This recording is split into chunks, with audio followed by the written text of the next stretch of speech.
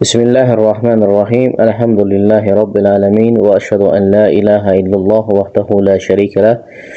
Ve eşhedü enne Muhammeden abduhu ve rasuluh. Sallallahu aleyhi ve ala alihi ve sahbihi ve salleme teslimen kethira.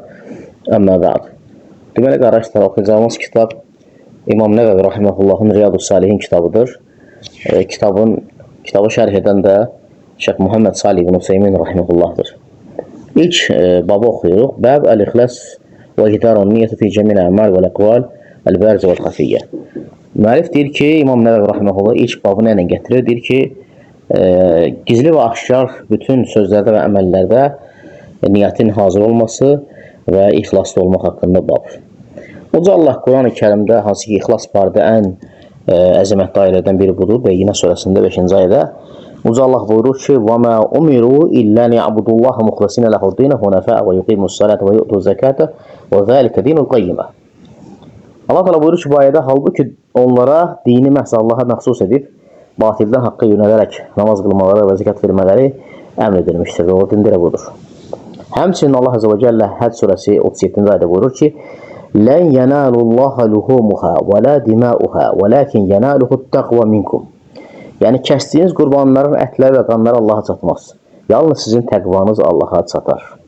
Həmçinin də Uca Allah yenə Alimlər surəsi 29-cu ayədə buyurur ki, قُلْ اِنْ تُخْفُوا مَا فِي صُدُورِكُمْ اَوْ تُبْدُوهُ يَعْلَمُهُ اللّٰهِ.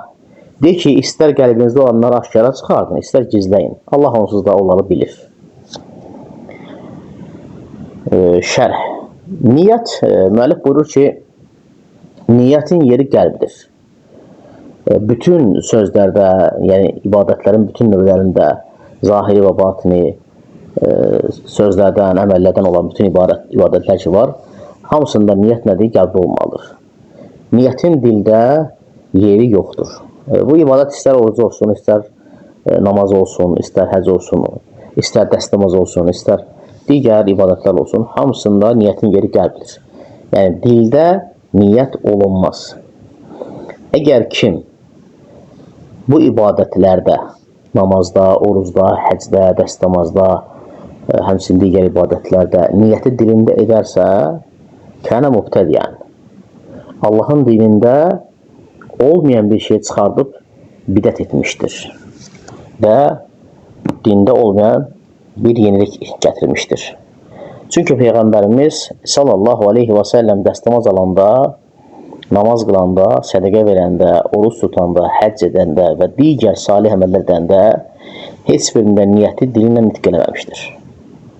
Yəni, deməmişdir ki, Allahı niyyət elə dəstəmaz almağa, Allahı niyyət elə oruç tutmağa və yaxud namaz qılmağa, həcc eləməyə, sədəqə verməyə, yaxşılıq əmr etməyə, qadağanı çəkindirməyə və s. O cəhətdə də niyyətin nədir? Qəlbdir. O Allah buyurur ki, قُلْ اِنْ تُخْفُوا مَا فِي صُدُورِكُمْ اَوْ تُبْدُوهُ يَعْلَمُهُ اللّٰهِ. İstər qəlbinizdə olanı aşkara çıxardın, istər onu qəlbinizdə gizli saxlayın. Ya'lemuhullah. Allah onsuz da onu bilir. Ona görə insana vacibdir ki, insan niyyətində ixlaslı olsun bütün ibadətlərində və niyyətini də qəlbində etsin, yəni dilində deyil. Allahın rızası üçün, axirət diyarını qazanmaq üçün. Allah Teala'nın əmr etdiyi, bizdən istədiyi budur. Ona görə də Uca Allah Beyyinə surəsində buyurdu ki, وَمَا أُمِرُوا إِلَّا لِيَعْبُدُوا اللّٰهَ مُخْلَصِينَ لَهُ الدِّينَ حُنَفَاءَ وَيُقِيمُوا الصَّلَاةَ وَيُؤْتُوا الزَّكَاةَ وَذَٰلِكَ دِينُ الْقَيِّمَةِ. Halbuki onlara dini məhz Allaha məxsus edib, batildən haqqa yönələrək namaz qılmaları və zəkat vermələri əmr edilmişdir. Doğru dində elə budur. Ona görə insan bütün ibadətlərdə niyyəti insan hazır olmalıdır, və niyyəti ixlas olmalıdır. Misal üçün, insan dəstəmaz almağa niyyət edəndə dəstəmazı Allah üçün almalıdır və Allahın əmrini yerinə yetirmək üçün almalıdır. Ona görə də niyyətdə bu üç əsas məsələ niyyətdə mühümdür. Yəni, üç şeyi insan niyyətində cəm eləməlidir. Birinci, insan bu üç şeyi niyyətində cəm edərsə, onun niyyəti kamil olacaq. Birinci, insan hər hansı bir ibadəti yerinə yetirəndə niyyəti nə olmalıdır? İbadət məqsədən bunu edirəm, Allah üçün edirəm və Allahın əmrini yerinə yetirmək üçün edirəm. Belə halda edərsə, bu niyyət kamildir. Misal üçün, insan namaz qılır. Öncə, insan namaz qılarkən nə edir? Hər hansı bir namazı qıldığına niyyət edir. Zöhr namazı qılır, əsr namazı qılır, məğribimi, şamımı, fəcrimi, hər hansı namaz qılırsa, ona niyyət eləməlidir. İkinci, niyyət etməlidir ki, mən bu namazı Allah üçün qılıram. Allahdan başqa üçün deyil. Kiməsə eşitdirmək üçün, kiməsə göstərmək üçün deyil, kiməsə tərəfini almaq üçün deyil, hər hansı bir dünya malı əldə etmək üçün deyil. Bu namazı Allah üçün qılıram. Üçüncü də nə etməlidir? Uca Allahın əmrini yerinə yetirmək üçün. Çünki Allah Quran-ı buyurur ki, "Əqimus salat." Namaz qıl. Fəidə təmanantum fəqimus salat. Elə ki, arxayınlığa çıxsaz, arxayın olsanız, artıq namaz qılın. Namazı lazımı qaydada qılın. O başqa da buyurur ki, "Vəqimus salat və atu zakat." Namaz qılın, zəkat verin. Və insan niyyətində mütləq bu üç şeyi cəm etməlidir ki, hətta niyyətin neyləsin, kamil olsun. Və bu ayələr, zikr etdiyimiz ayələrin hamısı dəlalət edir ki, niyyətin yeri qəlbdir. Allah Subhanahu taala qulun qəlbində olanları bilir, niyyətini qəbul etməlidir və Peyğəmbər sallallahu əleyhi və səlləm də bizə həmçinin də örnək olaraq göstərmişdir ki, niyyət qəlbdə olur. Heç bir əməlini Allah Rəsulü ibadətlərini dilində etməmişdir. Allah Subhanahu wa Taala Quran-ı Kərimdə qəlblərdə olanların aşkara çıxması haqqında buyurur ki, "İnnehu ala rac'ihi laqadir yawma tublas sarair." Şübhəsiz ki, Allah öldükdən sonra insanı yerdən diriltməyə qadirdir. O gün qəlblərdə olan bütün şeylər aşkara çıxacaq. Və həmçinin başqa da buyurur ki, "Əfələ ya'lamu idza bu'thira ma fil qubur." Məgər o bilmir ki, qəbirlərdə olanlar, daha doğrusu qəbirlərdə olanlar dirilib çıxacaq. Və hussilə ma fis sudur. Həmçinin kökslərdə olanlar aşkara çıxacaq. Ona görə də əsas nədir? İnsan bilməlidir ki, niyyətin yeri qəlbdir və niyyətində də ixlaslı olmalıdır və bu üç əsası da niyyətində kamil etməlidir. Axirət məsələləri qəlblərlə olacaq, qəlblərlə hesaba çəkiləcək. Axirət məsələləri, yəni qəlblərdə olanlar üzə çıxacaq. Dünya məsələləri isə, dünyada isə insan zahirə baxır. İnsanların zahirlərinə görə onlarla müamilə olunur. Ona görə Peyğəmbərimiz sallallahu əleyhi və səlləm buyurur ki, məşhur hədisdə ki, uca Allah qudsi hədisdə belə dedi: "Ənə əğna şurakə anişşirk." Mənə qoşulan şəriklərdən ehtiyatsızam, ehtiyacım yoxdur onlara. "Mən amilə əmələn əşraka fihi ma'i qeyri təraktuhu və şirkəhu." Kim bir əməl edərsə, o əməldə mənə nəyisə şərik qoşarsa, ortaq qoşarsa, mən onu da, onun əməlini də tərk edərəm. Ona görə də, dəyərli müsəlmanlar, insan niyyətində daima etdiyi bütün ibadətlərin ixlaslı olmalıdır. Bilməlidir ki, şeytan insanın hər tərəfindən gələ bilər, onun o xeyir niyyətini pozmaq üçün, onun ixlasına xələl getirmək üçün ki, əməlini riya üçün etsin, əməlinə pus etsin və yaxud da onun niyyətini qarışdırsın. Bu şeytanın işidir, onun vəsvəsəsidir və insan qəlbinə daxil olur. İnsan hər tərəfdən, sağından, solundan, önündən, arxasından gəlir ki, onun niyyətinə xələl getirsin. Sonra müəllif İmam Nəvəvi bu fəsildən ilk olaraq hədisi gətirir. Hədis məşhur hədisdir. Möminlərin əmiri Əbi Hafs Umar ibn Xattab radiyallahu anh hədisidir. Buyurur ki, Allah nəbisi sallallahu aleyhi və sələm belə dediyini eşitdim. Allah nəbisi dedi ki, "İnnəməl əməl bil niyyət." Əməllər niyyətlərə görədir. "Və innəmə likulli imri'in mə nəvə." Hər bir insanın əməli onun etdiyi niyyətinə görədir. "Fəmən kənət hicrətuhu ilallahi və rasulihi fəhicrətuhu ilallahi və rasulihi." Kimin hicrəti Allah üçün və Allahın Rasuluna görədirsə və hicrəti də elə ona görədir. Kimin hicrəti dünyadan pay əldə etmək üçün və yaxud da hər hansı bir qadınla nikahlanmaq üçündürsə, elə hicrəti də ona görədir. Bu hədisdə İmam Buxari və Müslim rivayət eləmişdir. Müəllif yenə də bu hədisi gətirməklə yenə bizə bəyan edir ki, əməllər niyyətlərə görədir. Ona görə də insan niyyətində ixlaslı olmalıdır. Alimlər deyir ki, bu hədisdə olan iki dənə kəlmə haqqında alimlər ixtilaf ediblər. Bu hədisdə olan iki kəlmə haqqında ixtilaf ediblər. Hansı kəlmələrdir o kəlmələr? İnnəməl əməl bin niyyət, əməllər niyyətlərə görədir. Və innəməl likulli imri'in mə nəvə. Hər bir kişinin də əməli onun niyyətinə görədir, yəni. Bu iki kəlmə haqqında ixtilaf ediblər. Bəzilərində deyiblər ki, bu iki cümlə elə bir ikisi də eyni mənadadır. Bəziləri deyiblər ki, yox. İkinci cümlə birinci cümləni gücləndirmək üçün gəlib. Lakin səhih budur ki, bu iki kəlmənin hər birinin izahı var. Birinci cümlə innəməl əməl bin niyyət səbəbdir, səbəbi bildirir. İkinci cümlə isə və innəmə likulli imri'in mə nəvə kəlməsi isə nəticəni bildirir. Ona görə Peyğəmbər sallallahu əleyhi və səlləm səbəbi bizə bəyan etdi ki, hər hansı bir əməl olunarsa, hər bir insanın əməli onun niyyətinə görədir. Əməllər niyyətlərə görədir. Elə bir insan yoxdur ki, ağlı başında olan insan o hər hansı bir əməl etsin, amma əməldə niyyət olmasın. Ona görə hər bir əməllər niyyətlərə görədir. Və ikinci isə nəticəni Peyğəmbər sallallahu əleyhi və səlləm burada bəyan etdi. Ona görə də ağıllı insan çalışmalıdır ki, həmişə niyyətini düzəltsin və niyyətini doğru etsin. Çünki niyyətsiz əməl yoxdur və mütləqdir ki, hər bir əməldə niyyət var. O cəhətdən də çalışmalısan ki, niyyətin yalnız nəyə oldu? Allah üçün olsun. Sonra müəllif buyurur ki, bu fəsildə Allah Subhanahu taala Quran-ı Kərimdə buyurur ki: "Və men kana yuridul acilata accelna lahu fiha ma nasha limen nurid."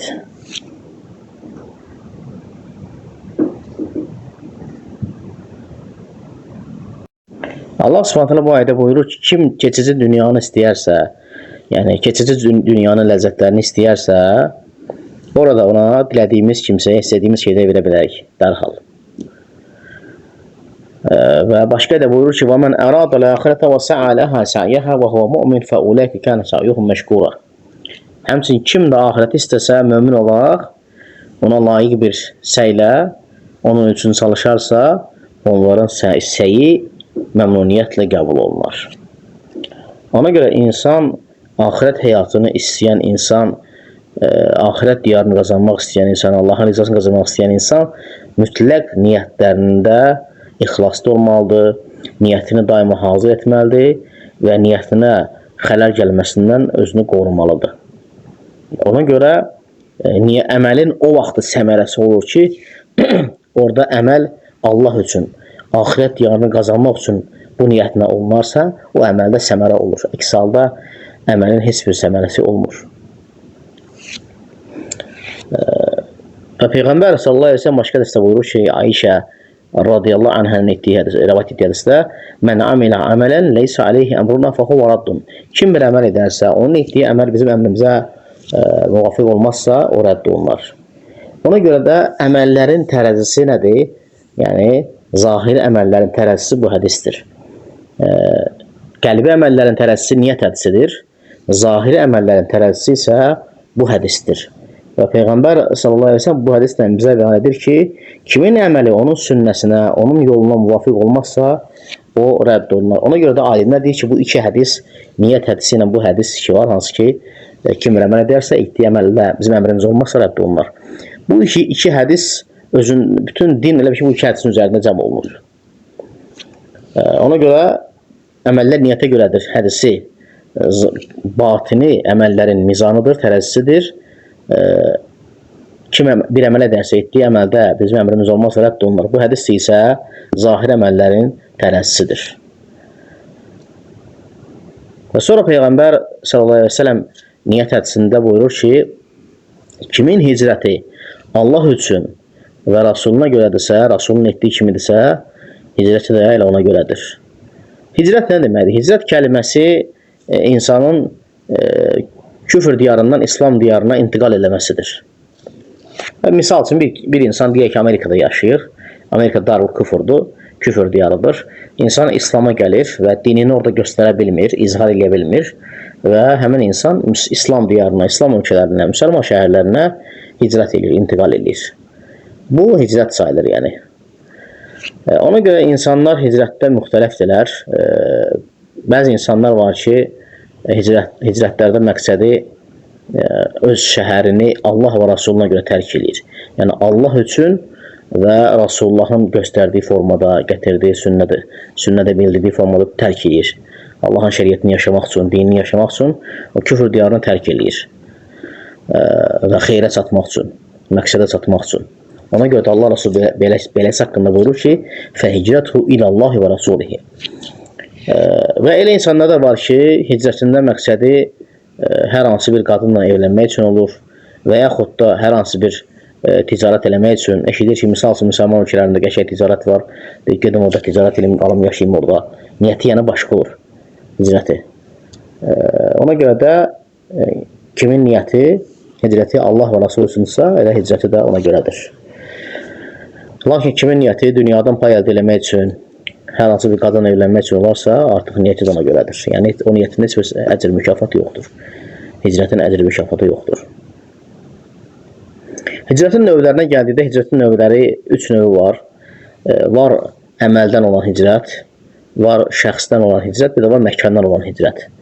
Məkandan olan hicrətə gəldikdə bu nə deməkdir? Yəni, deyək ki, bir məkanda fasiqlik, asilik, küfür çoxalarsa, insan həmin yerdən hicrət eləyir. Və həmçinin də, necə ki, misal üçün, küfür diyarından İslam diyarına hicrət eləmək kimi.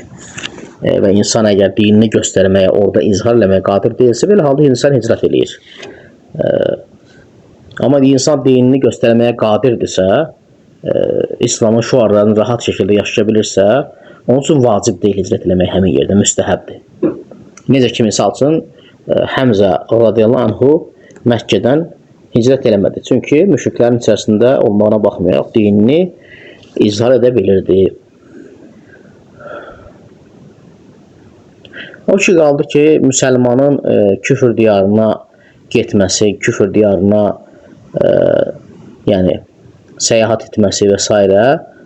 Bu, təbii ki, şəri cəhətdən icazəli deyil küfür diyarına getmək və kafirlər kim olursa olsun, istər yahudilər olsun, istər nəsranilər olsun, istər ateistlər olsun, hamısı Allahın kitabının, onun rəsulunun və möminlərin düşmənidir, hamısı İslam düşmənləridir.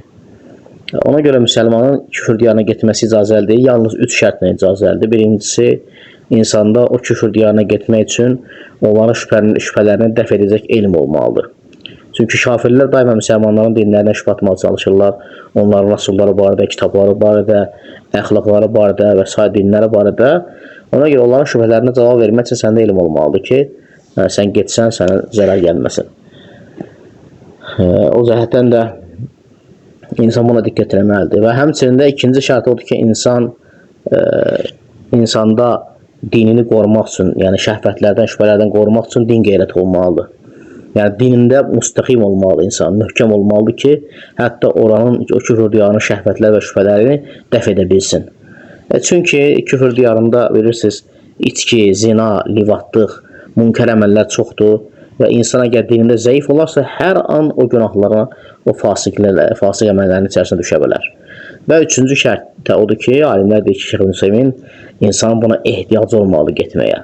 Misal üçün, insan xəstədir, küfür diyarında həkim var, müalicə üçün gedir, və yaxud da insan ticarət üçün gedir, və yaxud da insan dəvət üçün gedir və s. və s. Və yaxud da elm üçün, hər hansı bir təhsil üçün gedir və s. Belə halda getmək icazəli bu şərtlərlə. Və Allah həmd olsun ki, əlhəmdə biz yaşadığımız ölkədə nemətlər içərisindəyik və ona görə də insan bəzən o küfür diyarının halını, aqibətini bilmədikcə əlində olan nemətləri bəzən unudur.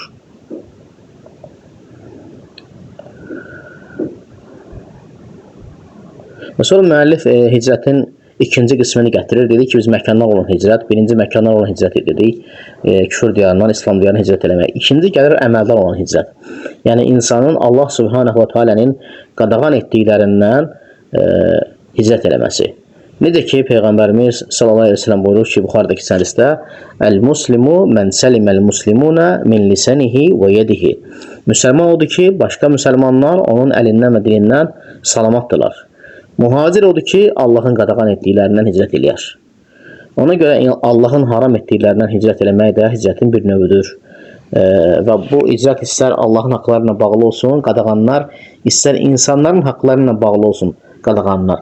İnsan bundan hicrət eləməsi də Allaha yaxınlaşdıran ən düzgün, doğru əməllərdən sayılır. Misal üçün, deyək ki, bir insan müsəlmanları söyməkdən, onlara aldatmaqdan, onların malını yeməkdən, valideynə asilik olmaqdan, qohumun əlaqələrini kəsməkdən, yəni Allahın qadağan etdiyi bir çox günahlardan insan hicrət edib və tövbə edib, çəkinib və nəfsini qoruyur ki, o günahlara düşməsin.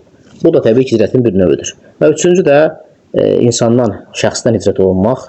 Bu da təbii ki, bəzən yəni vacib olur hər hansı bir şəxsdən həcr eləmək. Yəni uzaq durmaq. Misal üçün deyək ki, bir insan asidir, fasiq əməllər edir. Əgər o insana fayda olacaqsa, məsləhət olacaqsa, elə halda ondan hicrət olunur, yəni üz döndərilir ki, o tərbiyələnsin.